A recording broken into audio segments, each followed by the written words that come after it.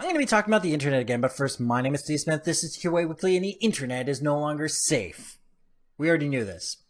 Let's continue. Computer viruses, originally a mild issue, has grown into a for-business model for many organized cyber criminals, and where we had one virus detected every 12 minutes as far back as 2005, in 2016 we were detecting 4 brand new viruses every single second. Old techniques of vaccinating your computers against viruses no longer work against sophisticated viruses, and of course the biggest issues are the attitudes of people towards backups, and of course the reliance on antiviral and anti-malware software. And technically we are at a pivotal time where cold storage backups may be the only way to contest and thwart attacks from cyber criminals who wish to blackmail the greater populace at large with no guarantee whatsoever that they're ever getting their data back. But first we need to deal with something right now, and it is the attitude towards backups.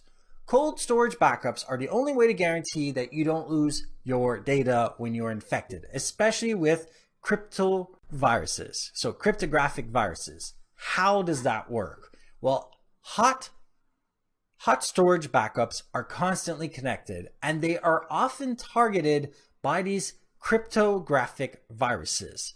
For that reason, those backups don't even technically count as being a backup because they are also held for ransom at the same time as your computer. Now, cold storage backups aren't connected to your computer, so whether it be an external drive, a USB jump drive, or even CDs, DVDs, or Blu-ray discs, those are unaffected by the viruses as long as they are not connected at any point after infection. This means that that is the only way to protect your files. And there's too many people failing at keeping backups in this way. It's an archival means of keeping your data safe, but it is, by the way, a way of keeping your data safe. So it is probably a good idea to start thinking about cold storage backup techniques. Yes, it's a manual endeavor, but it will pay off when all you have to do is format the drive, tell the hackers to F off, and just start anew.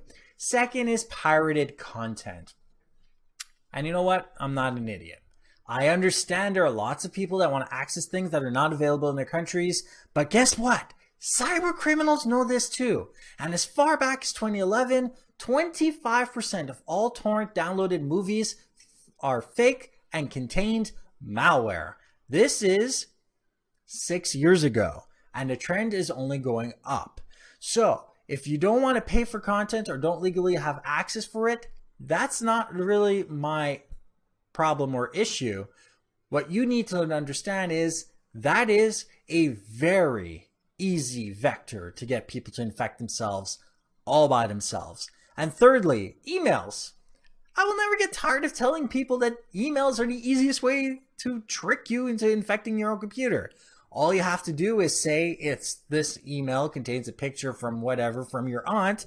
You open said picture and bang, you now have a cryptographic virus installing in your computer. And all this because you failed to check with your aunt to make sure that she actually sent an email with a picture. Please don't open file attachments whatsoever in emails.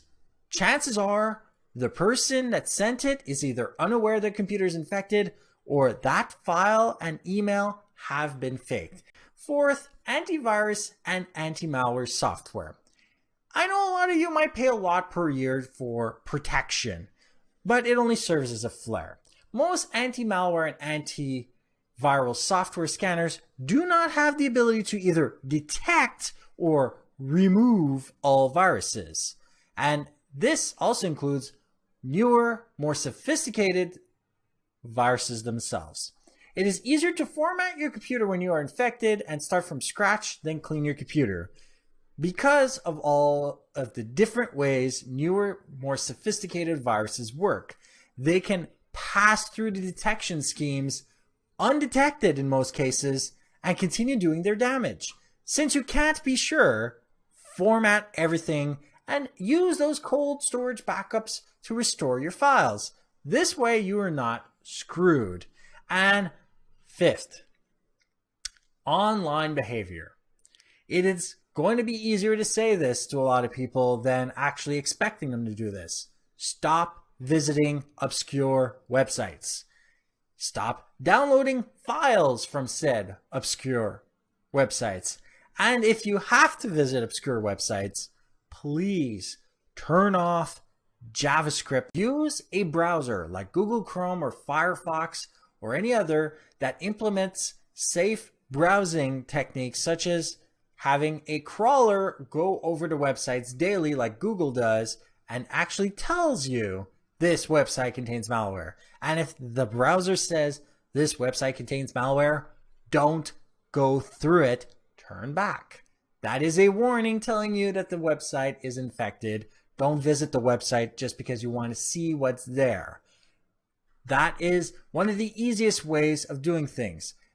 The other way is turning off JavaScript and just allowing it for websites you visit daily. It's going to be a very small list. And of course, it might break some websites, but who cares? You won't be infected if you don't have scripting turned on.